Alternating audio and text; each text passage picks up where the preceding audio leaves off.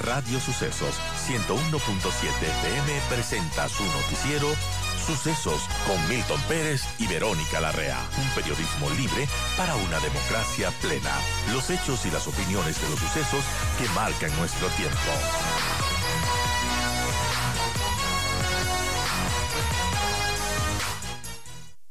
Carolina, por estar con nosotros, bienvenida. Y bueno, ¿cuál es su análisis de las situaciones que se está viviendo, de los últimos sucesos que generan terror y zozobra? Bienvenida.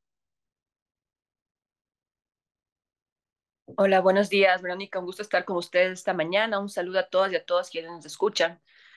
Creo que sí, hay múltiples eventos que se han dado los últimos días, las últimas semanas, pero lo más crítico es darnos cuenta que esto no es algo nuevo, es algo que venimos viviendo principalmente para las personas en Guayaquil, que se viene viviendo de manera sostenida este incremento de violencia y es cada vez más transversal a la sociedad, focalizado en ciertas zonas, no es simplemente un tema entre organizaciones, como era inicialmente un poco la perspectiva de la narrativa oficial, sino que cada vez eso está llegando a otros espacios de la sociedad. Solamente el año pasado ya sucedió lo de la Playita del Guasmo, masacre de Playita del Guasmo, luego tuvimos lo de Cristo del Consuelo, un sinnúmero de eventos y no vemos un antes y después en las acciones desde el Estado central para abordar lo que está pasando. La respuesta ha sido los estados de excepción. Pero ¿qué ha resuelto los estados de excepción? No ha resuelto nada. Al contrario, vemos que los homicidios siguen disparados. Este año las proyecciones son catastróficas porque al ritmo que estamos viviendo este año podemos llegar a cerca de 6.000, 6.500 homicidios.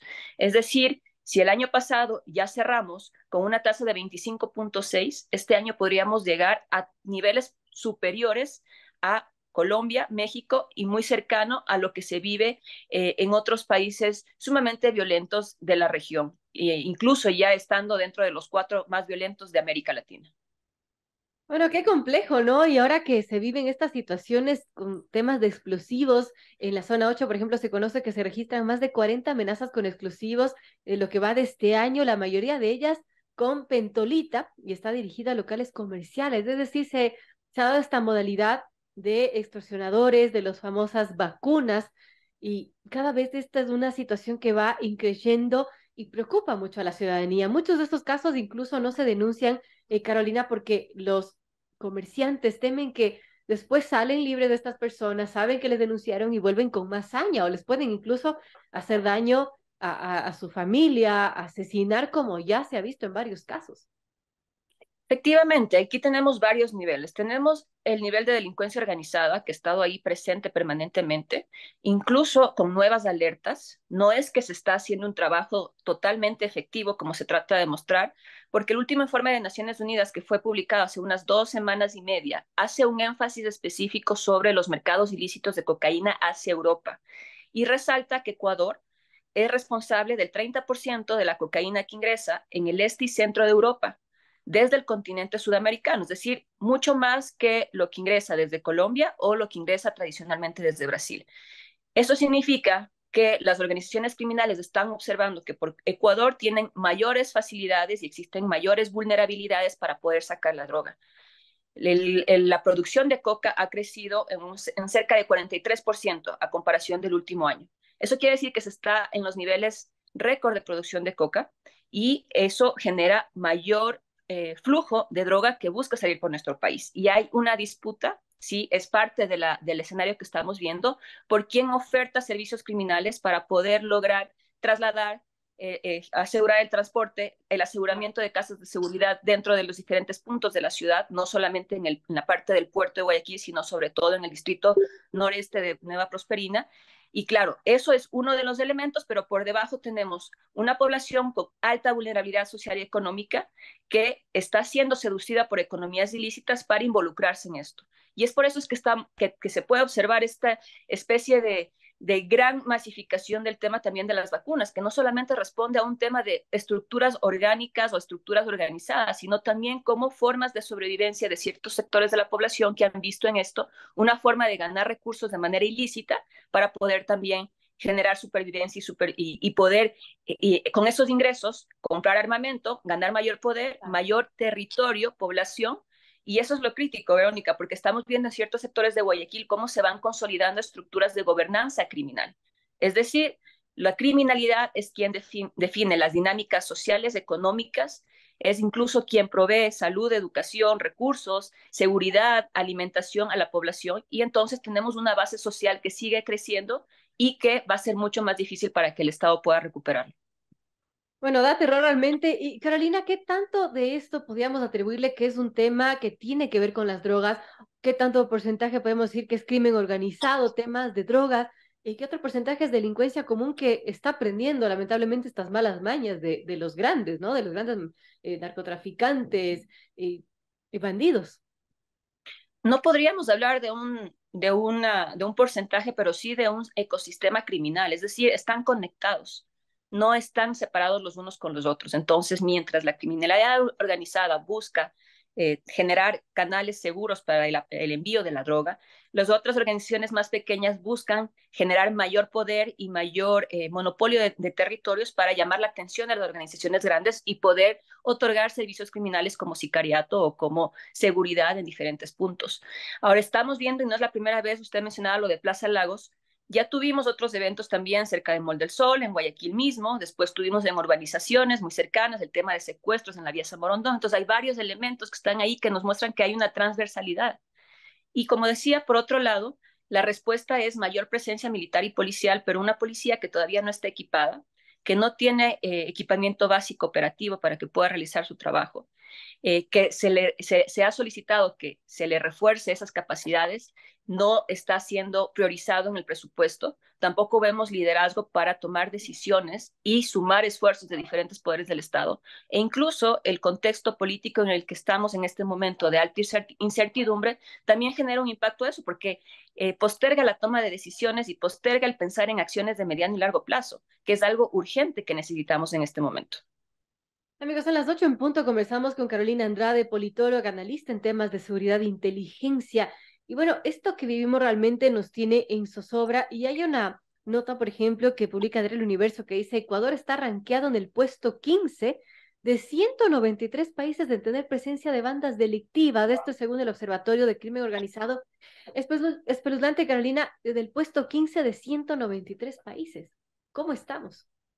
Justamente ahí tenemos, incluso esto se conecta con los resultados del último informe de Naciones Unidas sobre el tráfico de cocaína, donde por sobre países como Colombia o Brasil, Ecuador es responsable de exportar 30% de la cocaína que ingresa a Europa, y es por eso es que se dinamizan tanto organizaciones que tienen vínculos con el mercado ilícito europeo. El mercado ilícito europeo de cocaína representa 10.000 millones de dólares. Ese es un mercado gigantesco que está en disputa tanto de redes, de países que buscan ingresar la droga por los puertos principales de Europa y que, claro, buscan generar sus conexiones tanto con las organizaciones colombianas como ecuatorianas como peruanas para poder generar los cultivos, el aprovisionamiento y el envío a los mercados internacionales, que es una mirada diferente a la que estamos acostumbrados a ver cuando miramos las rutas por el Pacífico, las rutas por el Pacífico que van hacia Estados Unidos y principalmente conectadas con las organizaciones mexicanas. Entonces, solo ese informe ya nos presenta una alerta gigantesca porque resalta Ecuador dentro de todos los países a nivel mundial como responsable de ese envío de cocaína, ¿no? Claro, y nuestro país es estratégico, lamentablemente, para los maleantes. Y bueno, viendo algunos titulares de prensa, por ejemplo, voy a leer algunos para que veamos, bueno, así se retrata desde los medios de comunicación lo que está pasando en nuestro país. Dice: habitantes de Tumbaco piden más personal policial y camionetas para contrarrestar la inseguridad. Hombre asesinado en Plaza Lagos en la avenida San Borondón. Gerente de Hospital Delfina Torres de Esmeraldas falleció horas después de sufrir atentado cuando se dirigía a su domicilio. Unos 100 trabajadores de la salud han dejado sus cargos por temor a la violencia en hospitales por amenazas. Alerta en Sauces 9, supuesto de extorsionadores habrían adherido explosivos al cuerpo de un guardia de seguridad. Policía logra retirar explosivos del guardia de joyería. Jóvenes asesinados en Plaza Lagos. Bueno, una serie de asesinan a policía en la isla Trinitaria al sur de Guayaquil. A guardia que le retiraron los explosivos del cuerpo en Sauces, antisociales lo retuvieron la noche del miércoles. Bueno, si sigo leyendo, realmente dan escalofríos, Carolina, sobre esta situación. Esto solamente titulares de entre ayer y hoy. Bueno, ¿por qué hemos llegado a este tema, a este punto? qué está haciendo mal el gobierno, qué está haciendo mal las autoridades, qué estamos haciendo mal nosotros los ciudadanos para que se den estas cosas. Bueno, creo que primero los ciudadanos no podemos normalizar la violencia que vivimos. Eso sería un craso error porque no podemos acostumbrarnos a justamente escuchar esa cantidad de hechos y de que se trasladan en las noticias de los titulares, ¿no? Pero que es una realidad que se está viviendo en Guayaquil, pero a veces olvidamos también lo que sucede en Esmeraldas. Es una ciudad y una provincia mucho más afectada, donde el Estado ya no tiene, ya no puede ingresar a ciertos territorios, donde solamente hay presencia militar, pero con muy armada para poder generar una cierta presencia, pero ya no hay escuelas, ya no hay centros de salud, ya no hay población civil que está viviendo, conviviendo en las calles, y cada vez se va retrocediendo más en esa zona de nuestro país. Por otro lado, no vemos decisión política para reorientar los recursos y poder realmente generar una estrategia de intervención integral, no solamente una presencia militar y policial. Hay varios ejemplos y casos que muestran cómo actuar en prevención es mucho más beneficioso que actuar en acciones de represión reactivas, de respuesta. Entonces, el gobierno, el Estado, tiene que liderar una política de seguridad integral con una estrategia que sea a diferentes niveles, es decir, un nivel desde lo nacional que oriente las acciones, que conecte con los gobiernos locales que también pueden generar un esfuerzo adicional complementario, pero también que sea multisectorial, es decir, que no solamente piense en la parte militar y policial, sino que incluya al Ministerio de Inclusión Económica y Social, al Ministerio de Salud, de Educación, de Deporte, y que pueda trabajar en conjunto en estas comunidades, en estos barrios, en estos territorios para recuperarlos de la criminalidad. No olvidemos lo de los niños que son utilizados por organizaciones criminales. Eso es terrorífico. El año pasado, cerca de 200.000 niños desertaron del sistema educativo. ¿Cómo podemos hacer para que esos niños vuelvan a incorporarse al sistema educativo y se mantengan en el sistema educativo?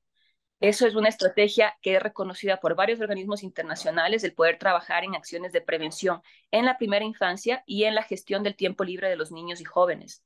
Sin embargo, eso tiene que ir acompañado, obviamente, con acciones especiales a nivel de inteligencia e investigación de la policía, pero invirtiendo en tecnología, invirtiendo en capacidades, pero por otro lado vemos todavía una policía que no tiene ni siquiera las capacidades mínimas operativas, y por eso la mención que usted hacía del barrio, de la zona de Tumbaco, de la necesidad de tener al menos camionetas para que la policía pueda, o algunos, incluso barrios organizados puedan hacer ciertas vigilias. Hemos visto como barrios, incluso en Tumbaco, en ciertas comunas también se han organizado para hacer vigilias en la noche ante la ausencia, ¿no es cierto?, de que no existe presencia estatal, no existe atención específica y claro, obviamente la policía también, hay que admitirlo, está desbordada con tantos temas que tiene que atender a nivel nacional.